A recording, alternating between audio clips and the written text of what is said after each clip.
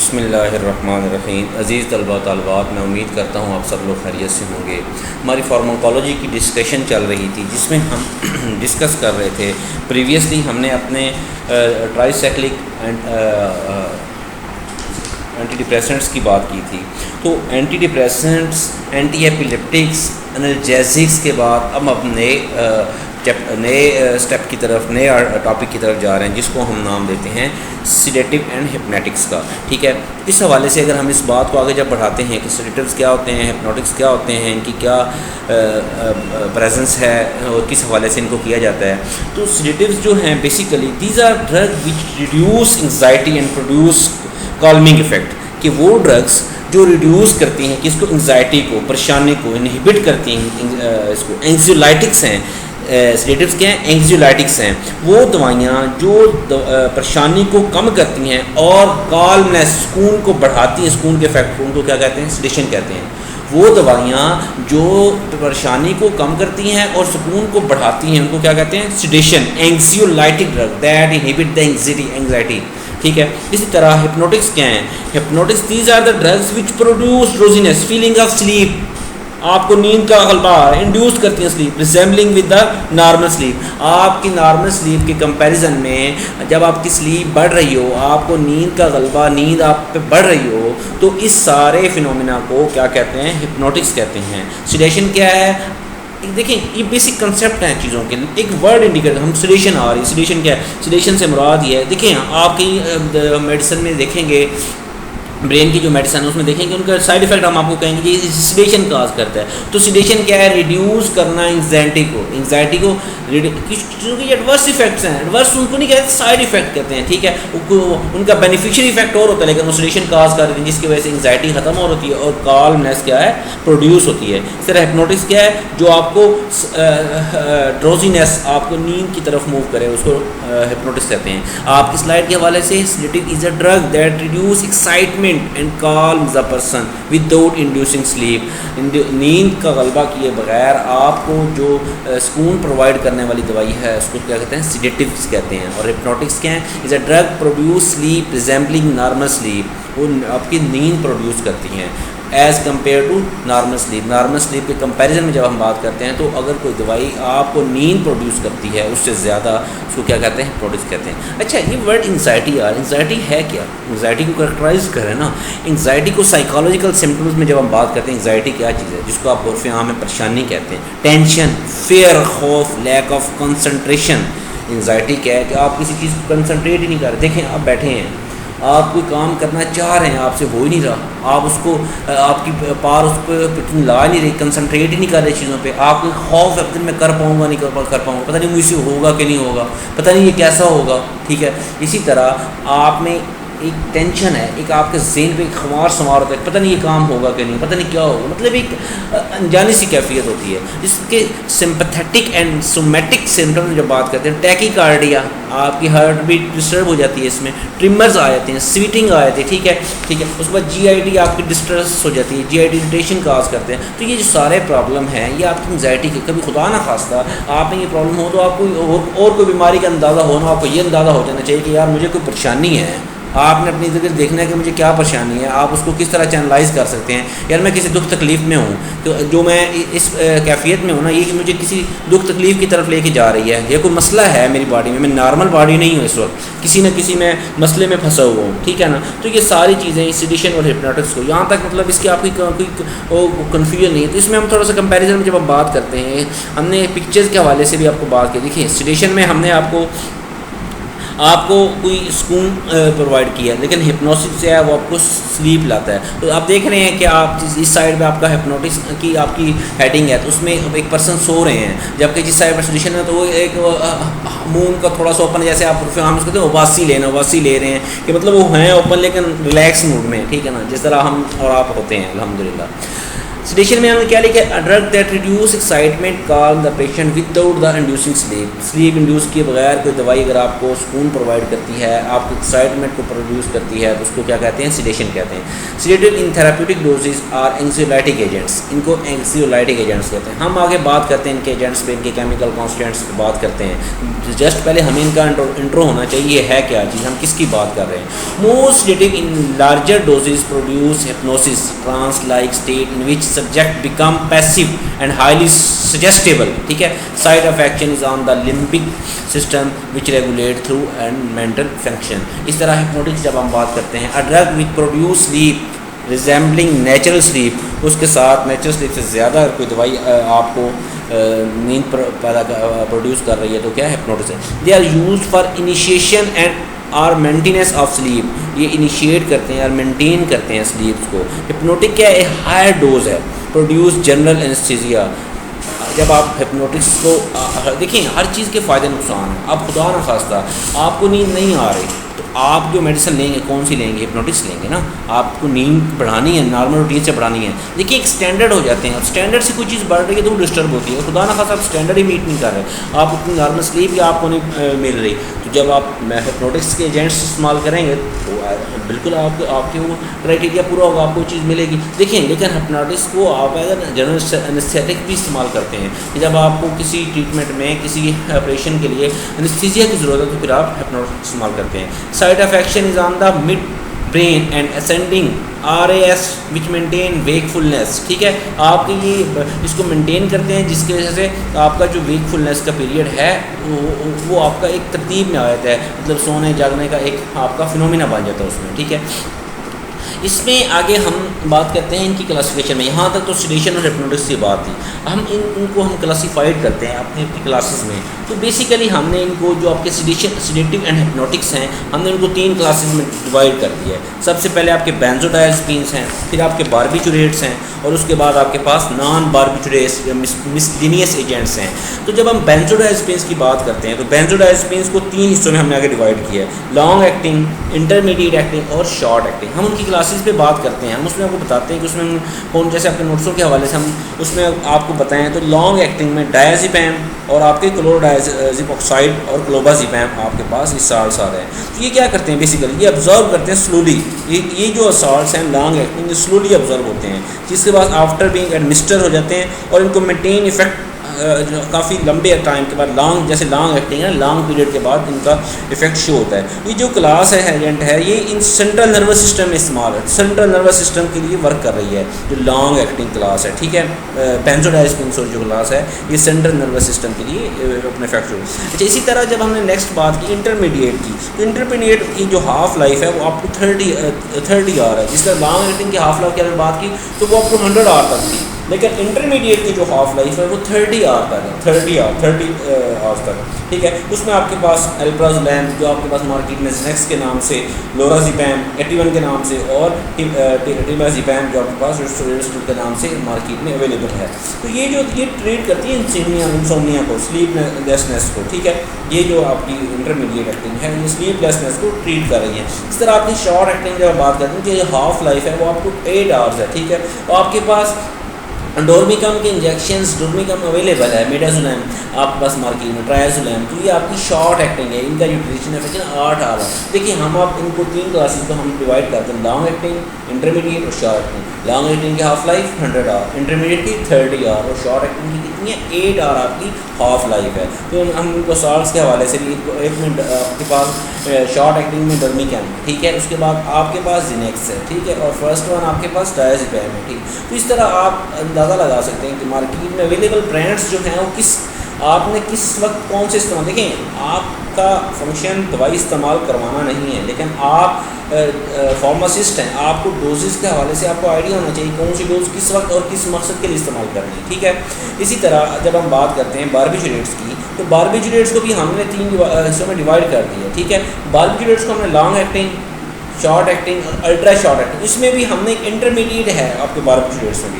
आपकी स्लाइड के हवाले से तो उसकी मैंने एडिशन नहीं की, लेकिन आपके नोट्स में उसकी इंटरमीडिएट एक्टिंग बारबिटरेट्स भी है, हम उसको भी डिस्कस कर लेते हैं। तो जो लॉन्ग एक्टिंग बारबिटरेट्स है वो बारबिटाल और फिनोबारबिटाल है, ठीक है। उसका जो ड्यूरेशन ऑफ एक्शन है लॉन्ग का 10 से 12 घंटे है। देखिए आप देखते हैं वो 100 आवर था बेंजोडाइजेपिन का, जबकि बारबिटरेट्स का 10 to 12 आवर है। इस तरह इंटरमीडिएट एक्टिंग की जब बात करते हैं तो इसका जो ड्यूरेशन ऑफ एक्शन ये DOA जो है इसका 6 to 8 आवर है। इसमें आपके पास एमोबारबिटाल और ब्यूटाबारबिटाल आ रहा है, ठीक है। इस तरह आपके पास जो शॉर्ट एक्टिंग है आपके पास पेंटोबारबिटाल, हेक्सोबारबिटाल और सिकोबारबिटाल है, इसका 3 to 6 है, 3 to 6 आवर है इसका ड्यूरेशन ऑफ एक्शन। इसी तरह आपके पास जो अल्ट्रा शॉर्ट एक्टिंग है उसके पास मेथोहेक्सिटाल और थायोपेंटोन सोडियम जो है इनका ड्यूरेशन ऑफ एक्शन 15 मिनट से 2 घंटे हैं। क्योंकि ये जो मैंने केमिकल साल्ट्स हैं आपके नोट्सों में इजीली और बड़े एलेबोरेटेड लिखे हुए, मैंने आपको कन्फ्यूजन से बचाने के लिए स्कीमेट्रिक डायग्राम तो आपके सामने लगा दिया है, ठीक है। लेकिन मैंने आपके लिए जो साल्ट्स हैं आप अपने नोट्सों से उनकी ड्यूरेशन ऑफ एक्शन के हवाले से इसको अच्छी तरह से पॉइंट आउट और उसको रीड आउट कर सकते हैं, नोट कर सकते हैं, ठीक है। इस तरह आपके पास थर्ड वन है मिसलेनियस नॉन बारबिटरेट्स, मिसलिनियस और नॉन बारबिटरेट्स। तो इसमें आपके पास बेसिकली क्लोरीनेटेड कंपाउंड्स आ रहे हैं, जिसमें क्लोरल हाइड्रेट है, आपके पास ट्राइक्लोएथानोल है। तो इसमें ये आपके पास कार्बामेट्स में जब हम बात करते हैं तो कार्बामेट्स में आपके पास मैप्रोप्रिमेट है। कौन सा है? मैप्रोप्रिमेट है। इस तरह आपके पास इसमें अल्कोहल आ रहा है जिसमें एथाइल अल्कोहल है, आपके पास एल्डिहाइड ग्रुप आ रहा है जिसमें पैराल्डिहाइड है, और आपके पास न्यू एंक्सोलाइटिक है जिसमें बस पिरोन, आपके पास आपका नोवेटिजोल और ओल्पिडेम आपके पास मार्केट में अवेलेबल आपके केमिकल्स हैं। तो यहाँ तक जो हमारी डिस्कशन चल रही है तो हमने इनकी क्लास को डिस्कस किया, ड्रग्स की क्लास को डिस्कस किया। तो यहाँ हम अगर एक जो आपके साल्ट्स देखें हैं उनकी इंडिकेशंस के हवाले से एक छोटा सा आपको एक समरेटिक सा थोड़ा सा आपको बताएं कि इनकी इंडिकेशन क्या है। अल्प्राजोलैम जो है आपका जो केमिकल साल्ट है जो आपकी इंटरमीडिएट एक्टिंग में आता है बेंजोडाइज़ेपिन का, वो एंग्जाइटी और पैनिक और फोबिया के लिए ट्रीट किया जाता है बेसिकली। अच्छा, इसी तरह आपके पास जो डायाज़ेपैम है ये आपके पास आपका जो लॉन्ग एक्टिंग में आ रहा है एंग्जाइटी, ठीक है, आपके पास सेडेशन, मसल रिलैक्शन और विड्रॉल स्टेट्स के लिए इसको हम इस्तेमाल कर रहे हैं। इस तरह आपके पास इंटरमीडिएट जो लोराज़ेपैम है वो आपके पास एंग्जाइटी और आपके पास स्टेट्स ऑफ एपिलेप्टिक जो है आईवी तौर पर इस्तेमाल होता है। इस तरह आपके पास मिडाज़ोलैम जो है, मिडाज़ोलैम आपका जो शॉर्ट एक्टिंग जिसको डोर्मिकैम आपके पास अवेलेबल है, तो ये sedation and as anaesthetic IV इस्तेमाल किया जाता है। इस तरह आपके पास जो टीमाज़ेपैम है आपके पास ये स्लीप डिसऑर्डर्स के लिए इस्तेमाल हो रहा है। किसके लिए? स्लीप डिसऑर्डर्स के लिए इस्तेमाल करते हैं। ये आपका इंटरमीडिएट एक्टिंग है। इस तरह आपका ऑक्साज़ेपैम जो आपके पास है ये आपके पास स्लीप डिसऑर्डर और एंग्जाइटी के लिए इस्तेमाल हो रहा है। ऑक्साज़ेपैम स्लीप डिसऑर्डर और एंग्जाइटी के लिए इस्तेमाल किया जा रहा है। इस तरह हम नेक्स्ट जब इसको मूव करते हैं तो हाँ, यहाँ तक तो हमारी डिस्कशन थी आपके केमिकल्स के हवाले से, केमिकल्स कौन सा किस में यूज़ हो रहा है और कैसे यूज़ हो रहा है। तो जब हम इसको आगे मूव करते हैं कि हमारा इसमें डिस्कशन है क्या, हम क्या डिस्कस कर रहे हैं, तो इसमें हमारे पास आता है कि आपके पास आपकी जो सबसे पहले हमने क्लास डिस्कस की बेंजोडाइज़ेपिन की जब हम बात करते हैं तो बेंजोडाइज़ेपिन में आपके पास सबसे पहले बेंजोडाइज़ेपिन है क्या चीज़? Benzodiazepine is a drug that use for treating anxiety, panic attack, depression, insomnia, seizures, nausea, vomiting और मसल रिलैक्सेशन के लिए ये आपके यूज़ हो रही हैं। मसल रिलैक्सेशन के लिए यूज़ हो रही है कौन सी? बेंजोडाइज़ेपिन। ये ऐसी ड्रग है, क्लास ऑफ ड्रग है जो यूज़ होती है ट्रीट करने के लिए anxiety, panic attacks, depression, insomnia, seizures, nausea, vomiting और मसल रिलैक्सेशन के लिए आपकी बेंजोडाइज़ेपिन यूज़ होती है। तो जब बेंजोडाइज़ेपिन के मैकेनिज्म ऑफ एक्शन पे जब हम बात करते हैं कि बेंजोडाइज़ेपिन का मैकेनिज्म ऑफ एक्शन क्या है, तो benzodiazepine act on GABA receptor, gamma amino butyric acid and produce this effect, आपने जो इफेक्ट है प्रोड्यूस करती है। स्लाइड्स के बारे में हम बात करते हैं कि benzodiazepine are most commonly prescribed medication for anxiety and insomnia. Elderly patients में बेंजोडाइज़ेपिन जो है वो एंग्जाइटी और आपके पास इंसोम्निया के में यूज़ होती है। Anxiety and insomnia are mostly chronic conditions inadvertently with associated psychiatric comorbidity. Many times the benzodiazepine are misused. बेंजोडाइज़ेपिन का मोस्टली मिसयूज़ भी हो जाता है। लेकिन जब हम इसकी बात करते हैं, इसके इफेक्ट्स की बात करते हैं बेंजोडाइज़ेपिन की, तो the effect of बेंजोडाइज़ेपिन depend on their properties, मतलब उसकी हाफ लाइफ कितनी है। जैसे हमने बात की है लॉन्ग एक्टिंग, शॉर्ट एक्टिंग की, इंटरमीडिएट एक्टिंग की, हमने उनके 100 आवर 30 आवर आपके पास, उसके बाद 8 आवर्स तक की हमने इसकी हाफ लाइफ की बात की। उस पर लिपोसॉल्युबिलिटी है, लिपिड सॉल्युबल है, लिपिड इनसॉल्युबल है, लिपोसॉल्युबिलिटी भी हमने बात की। सबके रिसेप्टर एफिनिटी की बात की, कोई रिसेप्टर के साथ इसकी कम्बिनेशन हो पा रहा है, नहीं हो रहा, कि उसकी क्या एफिनिटी है, कितनी स्ट्रेंथ के साथ कर सकता है। तो ये जो सारी चीज़ें हैं, ये आपके पास आपको इस चीज़ का आइडिया दे रही हैं कि आप इसकी जो प्रॉपर्टीज है उसको किस लिए यूज़ कर सकते हैं। अगर हम इसकी फार्माकोडायनामिक्स की बात करते हैं, तो बेंजोडाइज़ेपिन की जब हम बात करें तो ये इंक्रीज़ करते हैं sensitivity of older people to benzodiazepine, क्योंकि उनकी एज रिलेटेड अल्ट्रेशन आ रही है सेंट्रल नर्वस सिस्टम रिसेप्टर में। बेंजोडाइज़ेपिन रिसेप्टर जो हैं in the brain become more sensitive, causing increased sedation, unsteadiness, memory loss और disinhibition उनके पास आ रहा है। Psychomotor studies जो है among elderly patients using benzodiazepine indicate that this patient group, especially those with dementia, hyperbulimia और chronic renal failure have a greater risk of sedation, उनमें ज़्यादा chance है sedation के होने के। बेंजोडाइज़ेपिन बेसिकली क्या है, लॉन्ग एक्टिंग फॉर्मुलेशन है जो प्रेफर्ड की जाती है एक्सेप्ट हिपैटिक डिसफंक्शन में है। जिनका हिपैटिक डिसफंक्शनिंग आ रहा है उनके अलावा बेंजोडाइज़ेपिन क्या है, आपकी लॉन्ग एक्टिंग फॉर्मुलेशन है। और इस तरह अगर आप बात करते हैं शॉर्टर एक्टिंग में, लोराज़ेपैम में, जो may be prefer liver disease में, जो लॉन्ग एक्टिंग की बात आप देखिए, बेंजोडाइज़ेपिन को हमने क्लासेज में डिवाइड की, जो लॉन्ग एक्टिंग फॉर्मुलेशन है वो प्रेफर्ड की जाती है, लेकिन हेपेटिक में नहीं की जाती। जबकि शॉर्ट एक्टिंग जो है आपके पास, जो आपकी डोर्मिकैम है, वो प्रेफर की जाती है लिवर डिजीज़ में, ठीक है, एल्डरली और liver. Continuous infusion of benzodiazepine are not cost effective, जो उसका कंटिन्यूस इन्फ्यूजन है वो बेंजोडाइज़ेपिन का कॉस्ट इफेक्टिव नहीं है। Onset of action of benzodiazepine 15 से 2 मिनट का है। ऑनसेट ऑफ एक्शन जो है 15 सेकंड से 2 मिनट तक का है। जैसे पीक एक्शन जो है इसका 5 से 15 मिनट तक है आपके बेंजोडाइज़ेपिन का। अगर हम इसकी फार्माकोलॉजिकल एक्शंस पे बात करते हैं, फार्माकोलॉजी के हवाले से आपकी जो बेंजोडाइज़ेपिन है वो किस हवाले से है, तो सेंट्रल नर्वस सिस्टम पे जब हम इसकी बात करते हैं तो लो डोज में ये इंड्यूस करता है एंग्जाइटी को, जबकि हाई डोज में ये प्रोड्यूस करता है स्लीप को। आपका बेंजोडाइज़ेपिन लो डोज में क्या करता है, आपका बेंजोडाइज़ेपिन लो डोज में रिड्यूस करता है एंग्जाइटी को, क्या कर रहा है, रिड्यूस कर रहा है एंग्जाइटी को, जबकि हाई डोज में ये प्रोड्यूस कर रहा है स्लीप को। हाई डोज में किसको प्रोड्यूस कर रहा है, स्लीप को। इस तरह आपकी इनकी जब एंटी कन्वुलेंट इफेक्ट पर बात करते हैं तो ये जो ड्रग है इनहिबिट करती हैं डेवलपमेंट को एंड स्प्रेड को of epileptiform activity in central nervous system. आपकी ये एंटी कन्वुलेंट्स की जब हम बात करते हैं तो इसमें ये आपकी प्रोड्यूस कर रहे हैं इस इफेक्ट को, तो इसमें ये इनहिबिट करते हैं डेवलपमेंट एंड स्प्रेड को epileptiform activity in central nervous system को, ठीक है। इस तरह अगर हम इसकी एनेस्थेसिक बात करते हैं तो लॉस ऑफ सेंसेशन और इसमें जो इसका लार्ज डोज है आपके बेंजोडाइज़ेपिन का, ये काज करता है एनेस्थीसिया, किसकी वजह से, due to depression. Large dose of आपका जो है इसका बेंजोडाइज़ेपिन का ये क्या काज करता है, ये आपके पास एनेस्थीसिया काज करता है, किसकी वजह से, सेंट्रल नर्वस डिप्रेशन की वजह से। इस तरह आपके पास कार्डियोवैस्कुलर सिस्टम में जब इसके इफेक्ट देखते हैं तो with low dose these drugs do not have significant effect on cardiovascular system. लेकिन जब इनको पेशेंट आपके पास सेरेब्रल फ्लूइड का या कंजेस्टिव कार्डियोफिलिया का आ जाता है या हाइपोवोलेमिक स्टेट आ जाती है, ये काज करती है कार्डियोवैस्कुलर डिप्रेशन। तो ये हाइपोवोलेमिक स्टेट क्या है, ये is a life threatening stage होती है जिसमें लूज करते more than 20% of body blood lose होता है। बॉडी ब्लड फ्लूड सप्लाई जो होती है, बॉडी ब्लड और फ्लूड की जो सप्लाई है वो 20% लॉस हो जाती है, ठीक है।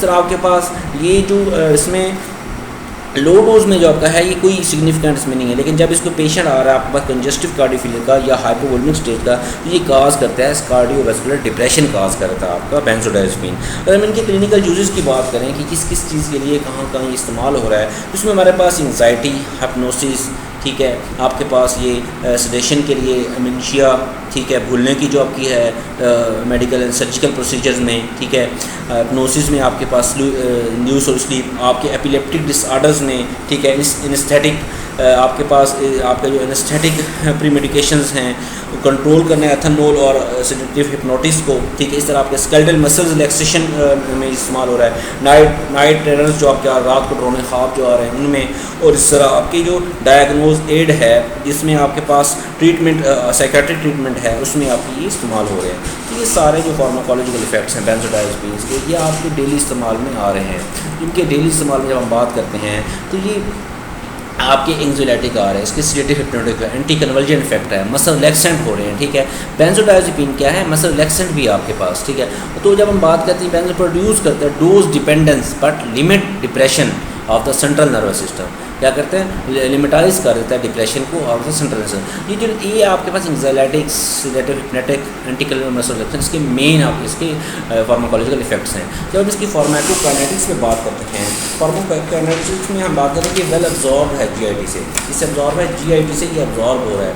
तो इसी तरह जब ये जीआईटी से एब्जॉर्ब है तो इसमें आपके पास जो इसकी जीआईटी में आफ्टर सेशन लिपोफिलिक ड्रग है, ये लिपोफिलिक ड्रग है, ठीक है। ये मेटाबॉलाइज हो जाती है आपके हिपैटिक माइक्रोसोमल सिस्टम में और ये एक्सक्रीट होती है मेनली यूरिन में, ठीक है। यूरिन में मेनली ये एक्सक्रीट हो रही है। तो हम इसको जब हम इसको मूव करते हैं तो ये आपकी basically well absorb GIT drug है, इसका जो पीक लेवल है 30 मिनट टू 2 आवर है, 30 मिनट टू 2 आवर, और lipid soluble and distributes well through out the body, और ये क्रॉस करता है आपके प्लेसेंटा को, इस तरह इंटर ब्रेस्ट मिल्क और मेटाबॉलाइज करता है लिवर में। जो एक्सक्रीशन है in the primary in the urine, इसकी एक्सक्रीशन यूरिन में हो रही है। जब हम इसकी एडवर्स इफेक्ट पे बात करते हैं तो आपके पास इसके एडवर्स इफेक्ट के हवाले से सेंट्रल नर्वस सिस्टम में हम बात करते हैं, आपके पास drowsiness, dizziness, sedation, impaired motor skills आ रहे हैं, इम्पेयर्ड कंसंट्रेशन एंड जजमेंट, आपके पास पैराडॉक्सिकल इफेक्ट्स आ रहे हैं, लेथर्जी आ रही है, ठीक है। तो ये जो सारे इफेक्ट्स हैं सेंट्रल नर्वस सिस्टम के हवाले से, जिसमें आपका एनर्जी लेथर्जी में लॉस ऑफ एनर्जी आ रहा है, आपके पास डिमेंशिया मोटर स्किल्स आ रही हैं जिसमें आपके पास प्रिसाइज मसल्स जो हैं मूवमेंट जो है वो डिस्टर्ब हो जाती है, ठीक है।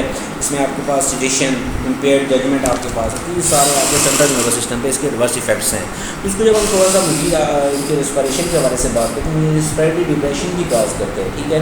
इस तरह जब हम इसको आगे इस विड्रॉल सिंड्रोम्स में बात करते हैं तो withdrawal of the drug after continuous जो इसको लेकर एंग्जाइटी, रेस्टलेसनेस, वेकफुलनेस की तरफ आपको ये लेके जा रहा है।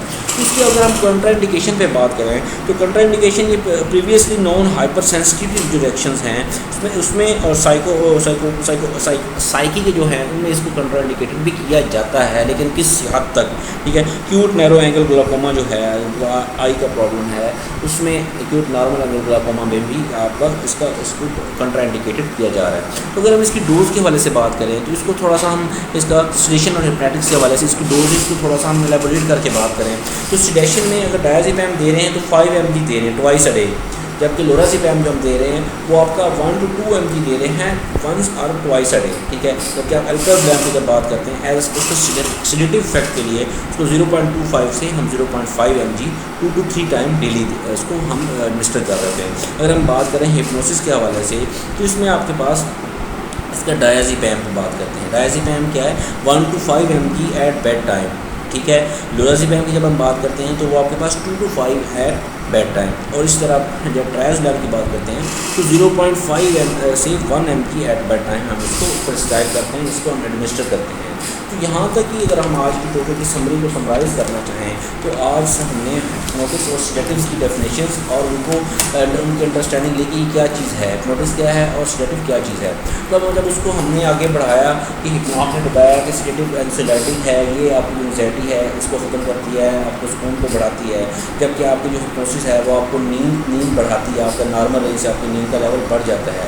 तो जब हम इसको आगे की तरफ मूव करते हैं कि आपका सिडेशन और हिप्नोटिक्स के बाद हमने इनको क्लासीफाई किया इनकी ड्रग्स में बेंजोडाइज़ेपिन और बारबिटुरेट्स इनकी मेन क्लासेस हैं, और एक इसमें नॉन बारबिटुरेट्स आ रहे हैं। जो बेंजोडाइज़ेपिन जिनको हमने लॉन्ग इंटरमीडिएट और शॉर्ट एक्टिंग को अपने साल्स के हवाले से डिवाइड कर दिया, ड्यूरेशन ऑफ एक्शन के हवाले से भी, क्योंकि हमने जब बात की स्लाइड में आपको बताया दिया कि डिपेंड करती है अपने हाफ लाइफ पे, अपनी लिपिड सॉल्युबिलिटी पे, अपनी रिसेप्टर अफिनिटी पे ये डिपेंड करती है।